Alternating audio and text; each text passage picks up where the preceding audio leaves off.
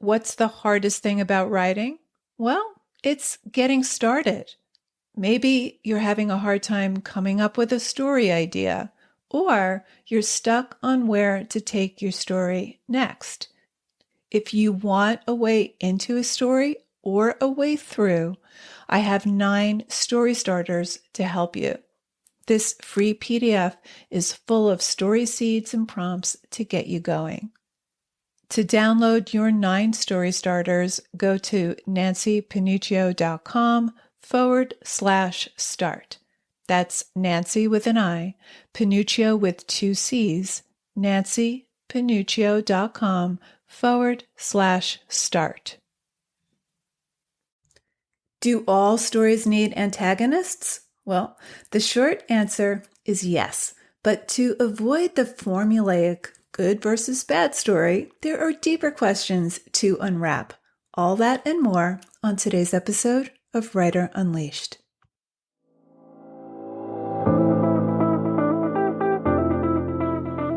Writer Unleashed is for you, a writer who has a story you want to bring onto the page and into the hearts and minds of readers.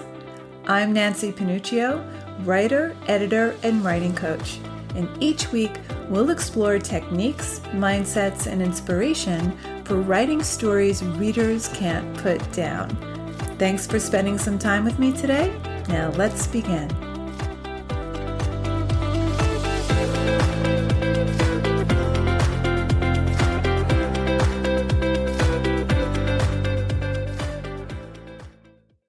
A writer recently asked, do all stories have to have antagonists? Now, this is a great question. Now, the short answer is yes, but we have to unwrap this a little. And I think it's always better not to think in terms of antagonists because it's more of a device that can lead to a paint-by-number story. And that's precisely what we don't want. So an antagonist is often described as a person who actively opposes or is hostile to someone. So it's an adversary. So the word antagonist is problematic right off the bat because it connotes the bad guy, the villain, and it can dehumanize that character. And this can result in white hats versus black hats. So we have a protagonist who has little to no flaws, or he has minor surface flaws that create no story consequences. And then we have the stock villain who has little to no redeeming characteristics, the black hat. And when we give characters white and black hats, that doesn't offer your reader anything new. So rather than think of an antagonist, you want to get clear on 2 things. Who wants what, and who or what is interfering. That's what we mean by conflict. Conflict happens when desire meets resistance. So the first question to get clear on is, number 1, what does your main character want? What's the concrete desire and what's the internal desire? Why does your character want what he or she wants? The second question to explore is what's getting in the way? What or who is interfering? Now, this could be another character or group of characters. It could be a system that your character has bought into. It might be capitalism or Scientology or Catholicism. It could be a particular landscape or an environmental challenge. It could be your own main character getting in his or her own way. Now, the interference could be all of those, or it can be a combination of them. So what does your main character want, number 1? And number 2, what's interfering with him or her getting it? So let's break this down. I'm thinking of Hemingway's The Old Man and the Sea. So we meet Santiago, who's alone in the middle of the sea. He's gone 83 days without catching a fish when we meet him. So we already know he wants to catch a fish. But what's interfering with him getting a fish? Well, for one thing, he's old. He's all alone on the sea. The sea is rough, so nature is against him. And then we have the sharks who are eating all the large fish he wants to catch. I'm also thinking of Cheryl Strayed's memoir, Wild. She sets out to hike the Pacific Crest Trail, and so that's the concrete desire. But why does she want this? Well, she's trying to heal from her mother's recent death. She's in the throes of grief, and this has sent her in a spiral of self-destruction, and she's looking for some self-renewal. Now, she's never hiked before, and she's all alone on this trail. So she doesn't have a character per se interfering, but the trail itself becomes the antagonist. It presents challenge after challenge. So rather than think in terms of an antagonist, think in terms of challenges. But what if your character is not alone? What other characters or group of characters are interfering with your character getting what he or she wants? Remember, every character you include in the story has to have some relationship to your character's desire.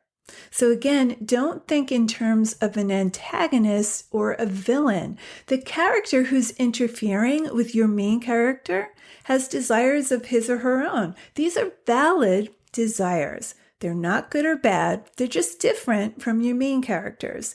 And sometimes the person interfering is the person your character's closest to. So I'm thinking of Revolutionary Road. So we have two protagonists. We have Frank and April Wheeler, but they both get in each other's way. So they're both story protagonists, but they're also each other's antagonists. So Frank wants his wife to love him. That's his driving desire. He wants a simple, stable, financially secure life, the American dream. And they're in suburban Connecticut in the 1950s. So there's a time where things are a little more challenging in terms of escaping that American dream because they bought into it. But April, who's a stay-at-home mom with two kids, wants more. She's lonely, she's bored, so she hatches a plan for them to move to Paris, where she'll be the main breadwinner, and Frank can stay home with the kids and be the novelist he's always dreamed of becoming. Now, Frank goes along with this to save his marriage. And even though part of him wants to escape to Paris, wants to escape his dull corporate job, another part of him wants to hold on to that stability and financial security and the prestige of his job. Now, ultimately, April becomes pregnant with their third child, and Frank Wheeler takes a promotion at work. So April's back to where she started, home with the kids. And Frank is also back where he started, but even more entrenched in that American dream. So both characters interfere with one another. But how is your main character interfering with his or her own quest? Your main character can be their own antagonist.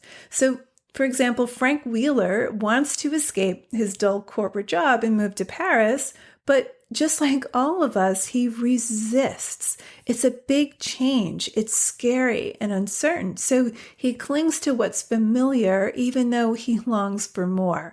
So we all resist our own transformation because it means we have to let go of certainty.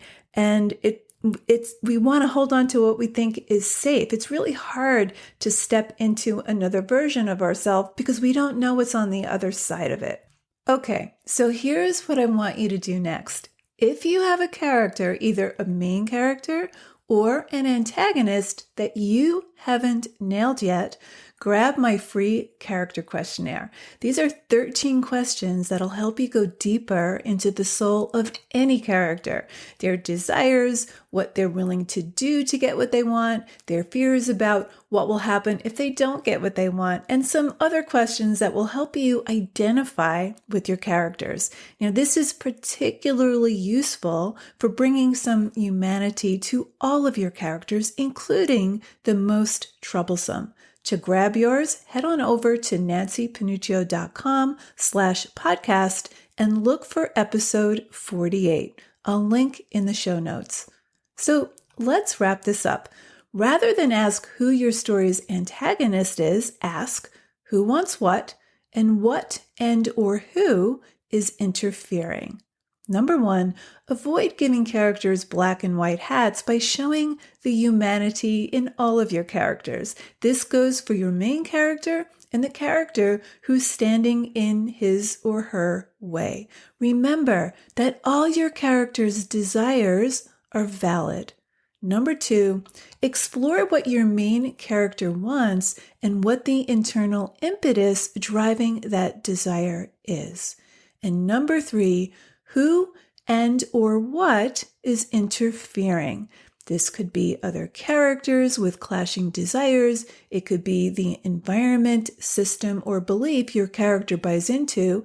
It could be your own main character getting in his or her own way.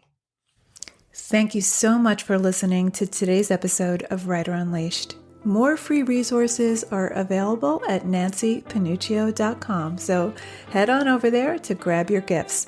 And if you want to connect with more like-minded writers and with me, join us in our private Facebook group over at facebook.com/groups/Writer Unleashed Community. It's totally free to join. I'll see you next week, same time, same place. Till then, keep writing, and I'll talk to you soon.